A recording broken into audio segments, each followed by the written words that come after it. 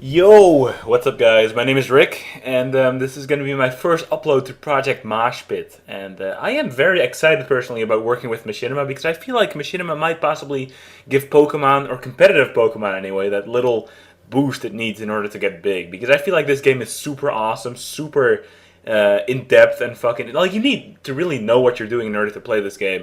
And I think the community is to the point where a lot of people can actually explain their thought process to the point where even people who don't actually know the game can understand how complicated it is and feel the urge to get into it as well. And I think Machinima might possibly give us that little bit more of exposure that we need in order to make this game fucking big. And that's what I'm hoping for anyway. Anyway, what's up, guys? I have an RU match here for you today, and I figured I would post one of these up because I always tell people how I feel like RU um, is a tier that a lot of people think is defensive and has to be played defensive and slow paced. Really doesn't though. I run very offensive teams, as you'll see in its match as well, and they do very well actually. And he makes an early mistake there going for Sleep Powder on my Sap Sipper Buffalant. Don't know if he either didn't know I had Sap Sipper or did not know Sleep Powder was a grass move, because a lot of people don't actually realize what type of moves Spore, Sleep Powder, moves like that are, because it never really comes into play. But when you have something with Sap Sipper, that actually does affect it, which was nice. So. In comes the Moltres. I expect this to be offensive because of the way that he brought it in. I don't really expect a defensive Moltres to come into a Buffalant like that, because I could possibly take a hit from that and then work from there. But he has specs actually looking at that damage. I go into Quillfish not really to wall him or anything, just to see what he wants to do. I'm expecting the Fire move because it's the most powerful move he can go for. And I don't take that well at all, meaning that he is in fact specs. He does switch out though, I guess, fearing the Aqua Jet. I just stayed in just in case he wanted to switch out, which he did. Get up a layer of Toxic Spike as well as a Taunt on the Torterra just to make sure that he's not going to set up his rocks. Because as you'll see, I do have a Yanmega on this team who is going to be doing some work up in here. Let's go. He doesn't have much on his team to take more than one hit, or at least not switch in and then take another hit. So he's going to want to stay in with Torterra, die to a Bug Buzz, and that's an easy, clean one-hit KO on that. So that works out well. And he's going to... Wow, that sounded fucking Spanish or something. I don't even know what the fuck that was.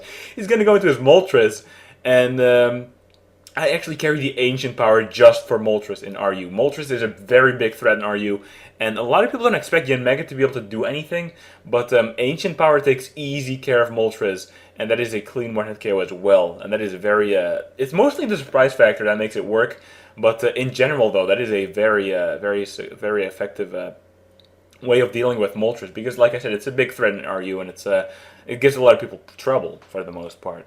Anyway, in comes a Electivire. I'm looking at this team once again, and I don't really feel like Yanmega is going to be too much of a key player, so I'm just going to stay and hit him down with the Bug Buzz as far as I can.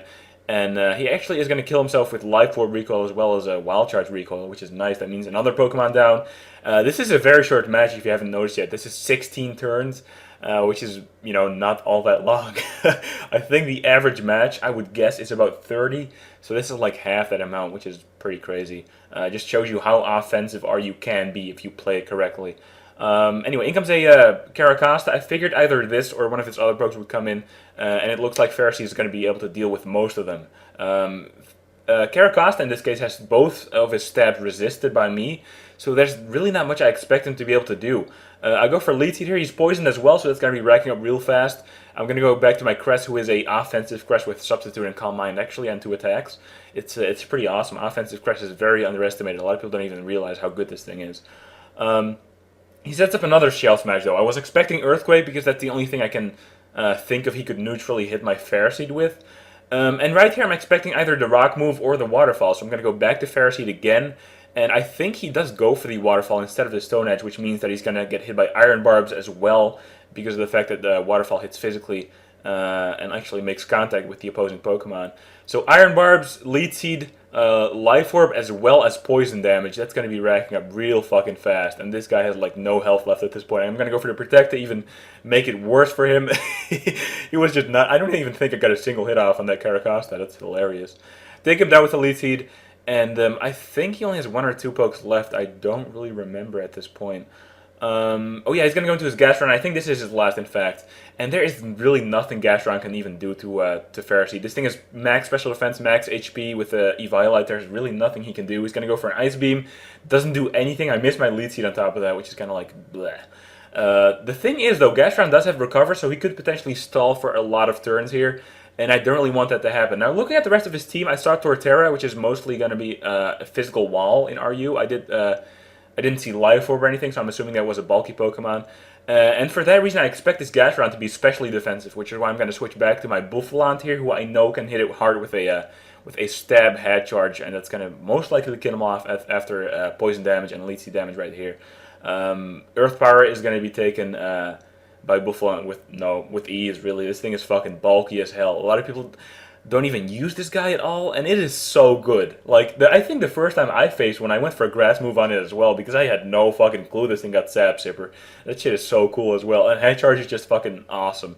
I think that's its signature move, right? I don't really think anything else gets that, but it's gonna be the game. Hope you guys enjoyed the video. If you did, please leave a like rating, and check out my personal channel if you want to. There will be a link in the description. I post up a lot of videos throughout the week normally. I try to anyway, to be consistent. And that's going to be about it. So I'll talk to you guys later. Peace.